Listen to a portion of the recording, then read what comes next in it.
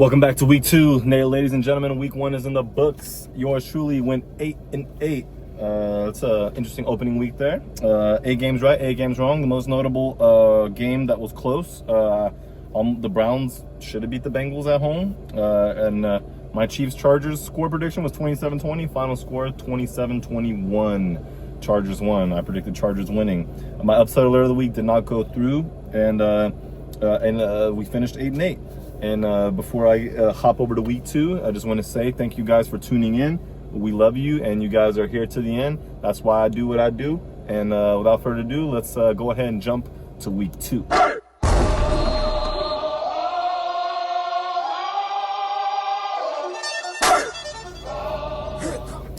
Yeah. Eyes on you, eyes on me. All right, guys, let's go ahead and break it down. Thursday night football. Week 2, we got the Commanders at the Packers. Amazon Prime is streaming the game. I don't know how long these Thursday night games are going to last this way, but let's cut the chase. The Packers beat the Lions last week, and the Commanders beat the Giants. Both teams coming off divisional opponent victories, as Green Bay is opening up their home opener, and the Commanders are doing their first road game. I think Jaden Daniels looked good in his opening game. Could have been more as they played a division opponent, the Packers. Well, this is not the Packers home opener. I take that back. They played the Lions at home, but still a division win, decisive one, a very convincing win. So now they're going to be hosting an NFC East team that went deep in the playoffs last year. You got Frankie Louvu playing the middle linebacker now next to Bobby Wagner. It's going to be a good matchup against Josh Jacobs of the Green Bay Packers, who scored a touchdown last week, but might be ready to take on, get some more carries in this game, as the Commanders' run defense didn't have to be as dialed in for the Giants. But this is going to be a different week, and I think the team that stops the run, the team that limits the opposing offense of running all over the place, is a team that I think is favored to win this game. But I'm actually going to pick the home team to prevail. The Packers over the Commanders, 27-24. Moving on, now jumping to the Sunday slate of noon games, the first slate of Sunday games. Browns at the Ravens. The Browns lost a tough game the week before at home. Now they have to go on the road to a Ravens team that lost to the Buffalo Bills the week ago on the road. So the Ravens at home, I think it's not going to be easy. I think the Browns really play the Ravens well. Among I would say most of the Ravens division opponents play them well. Limiting their run. Derrick Henry was running pretty wild on the Buffalo last week, but he had a fumble and didn't exceed his number of 20 carries, which for the Ravens is their magic number of them being undefeated versus losing late games. The Ravens had a problem closing games in 2023 and 2024. So we'll see how this works. I think for home here, I think they take care of business. They have to keep Joe Flacco in the pocket, limit this running game of the offense of the Browns, and they can't make no mistakes, no procedural penalties on the Ravens here, and they have to finish the game in the fourth quarter. I think they win of a score of 23-21 over the Browns. Bills at the Jets, division game here for the Jets, second game at home. Played a very good game against the Steelers, but fell short. Got to close the game. And the Bills came back and beat the Ravens. This Bills team is a team that a lot of people see going very deep in the playoffs, and they just showed you for a good reason on primetime football. James Cook got his contract extension, looked very solid. When the Bills' offense needed a spark, they went to James Cook, or they would go to, obviously, Josh Allen, would go to Dalton Kincaid, Khalil Shakir, and even Keon Coleman was making plays late in that game. So this is going to be an interesting matchup here. The Jets secondary, one of the better secondaries in the league, led by Sauce Gardner. I think this will be a good matchup. Low scoring for you fans who like to see the touchdown scored. I think this game is going to be a little bit different. I think the Bills come out with the win in the end over the Jets of a score of 16-13. Giants at the Cowboys, division opener for both teams last week, and another division game. Neither team can afford to lose this game. Obviously, we'll fall to 0-2 and 0-2 in the division. Not much else needs to be said. Dak Prescott starting healthy, looked good last week. Had some some of his receiving core dropping passes. It just needs to get righted. These are mistakes. They make mistakes, but you can't let mistakes repeat themselves. I think the Cowboys will have a test here against the Cowboys offensive line. Will have a test against the Giants D line, which is very talented, and that's going to be where the matchup is won on either side of the field. If the Giants want to have a chance, they need to execute, and they need to scheme plays for their playmakers to get open, as their offense at times was a little bit predictable against the Commanders last week. In the end, I have the Cowboys winning at home with a score of 31-16. Patriots at the Dolphins. Would not want to be a Dolphins fan after last week. For good notice, this is the Dolphins home opener, a Patriots team coming into town that lost to the Raiders, a team that has built their team around their young quarterback Drake May, and they're playing a Dolphins team that has many people would argue have overpaid for a quarterback. Nothing against Tua Tagovailoa, but he kind of looked out of sorts. They made that weird trade with trading Jonnu Smith to the Steelers in the late to mid to late offseason, and you can kind of clearly see that it affected Tua. Devon Achane is the main tank on offense. But most offenses know they're running his way. The pass rush of the Dolphins didn't come home against the Colts last week. Maybe this week they'll do that. This is going to be their key. They cannot let Drake May stand in the pocket and pick them apart, as this secondary of the Dolphins is not as good as it was years prior. So I have the Patriots beating the Dolphins on the road, getting a divisional win of a score of 20-14. Seahawks at the Steelers. East Coast Steelers visited the Jets last week, came away with a win, and now you're visiting. Now you're hosting the Seahawks, who lost their home opener, and they have a trouble of going. They're now facing 0-2 in the face. The Steelers, although older in terms of roster wise, more experience, more continuity when it comes to closing games, and knowing how to finish. That's what the Steelers have a hard time doing. Obviously, their defense is consistently the unit that finishes games, so makes turnovers. But with Aaron Rodgers, it looked a little different. He made second-string wide receiver Calvin Austin look like $100, and this is a big positive, as the primary receiver is DK Metcalf, who just signed a contract extension with the Steelers. Still questions about his character. So, and obviously Aaron Rodgers getting a revenge against his former team. So you're going to want to see this game. I think the Steelers prevail at home. I think the Seahawks, the Seahawks hurt themselves last week by not coming out with a win. Now they're going to have to fight an uphill battle. I don't think Sam Darnold will be favored against this Pittsburgh defensive line and the notable veterans in the secondary. If the Seahawks can get other receivers and players on offense other than Jackson Smith and Jigba going, I can see them having a chance. But I don't see them doing that against the Steelers. So I got the Steelers winning at home, a score of 30-22. 49ers at the Saints. The Saints a home again. Spencer Rattler in his opening start last week didn't do bad, but also didn't do enough to make a difference in the game. They lost to the Cardinals. 49ers team, big road win against Seahawks. They're coming into this game. I'm not going to take the Saints lightly, Robert Saleh is back coaching this Niners defense, and they looked a lot better.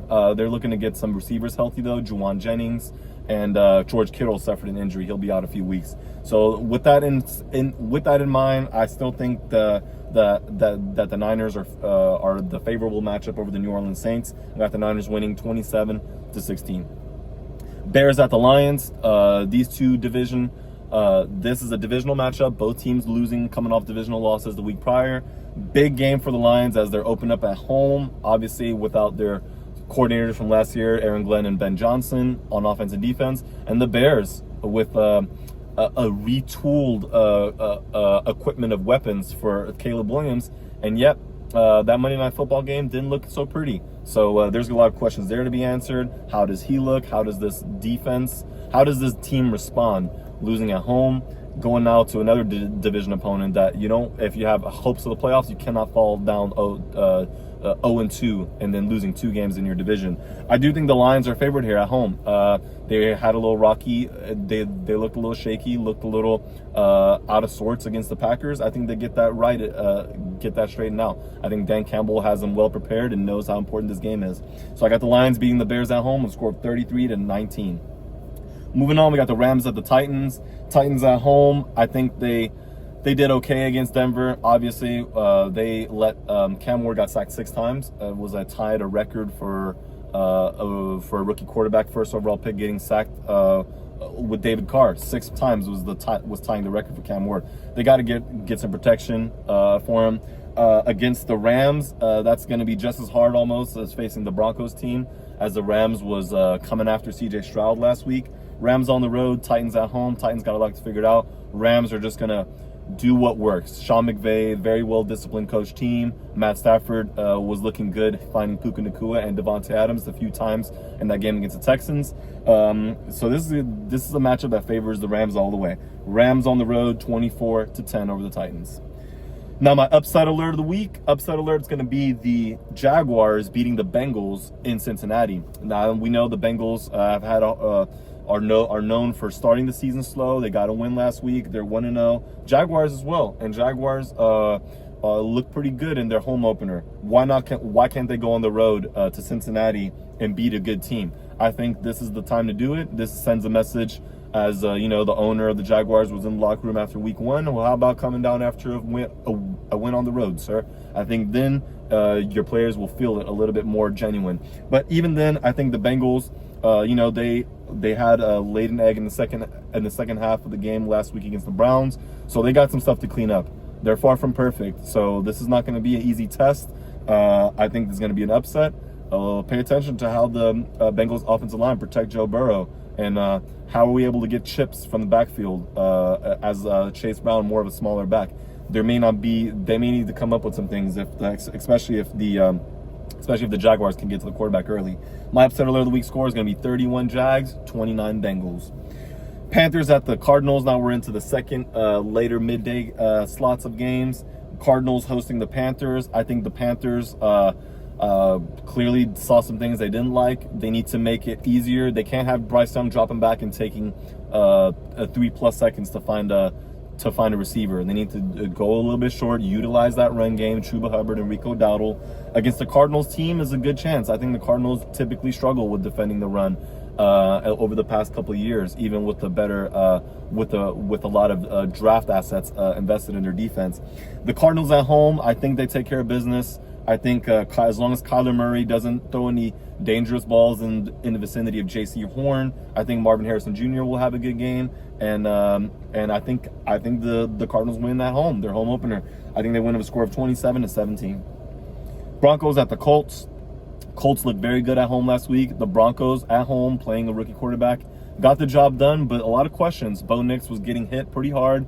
Held the ball a little too long. It seemed like the procedure, the reads was a little slow to progress. I think the Colts is a team that can easily see this on film and take advantage of it. New leader on offense for them. I think Jonathan Taylor matches up well against his Broncos defense, and that's going to be the key for the Colts to come out with a win here. I think they want to focus on attacking the Broncos and try to not put the ball in the air as much. Like, keep the Broncos defense on their heels. As we know, the secondary is one of the better ones in the league. I think the Colts win at home with a score of 20-15. Eagles at the Chiefs, the America's game of the week, I believe. Eagles on the road, the Chiefs home opener.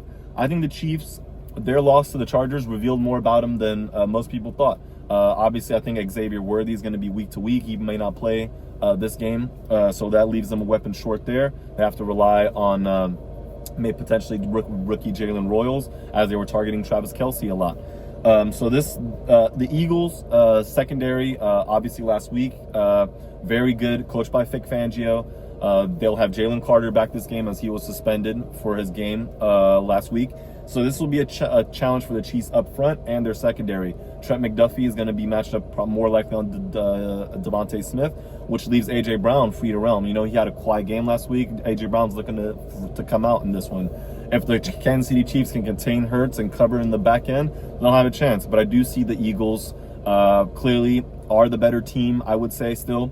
And I think even on the road in Kansas City, where Kansas City's fans roar and bring the seismic activity up, I think the Eagles come out with a win here, 26-24 in Arrowhead. Falcons at the Vikings. This is Sunday Night Football on NBC.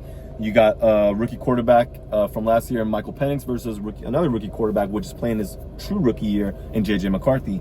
Both teams, Vikings coming off a win, Falcons coming off a loss. I think the Falcons going at Minnesota have a great chance. I think Bijan Robinson is the best player on that team, on that offense. They got Kyle Pitts involved last week, and Drake London can be matched up, will be matched up against this Viking secondary, who plays the bend but don't break at a philosophy. Vikings didn't have Harrison Smith for the season opener. I think he's questionable to play in this one.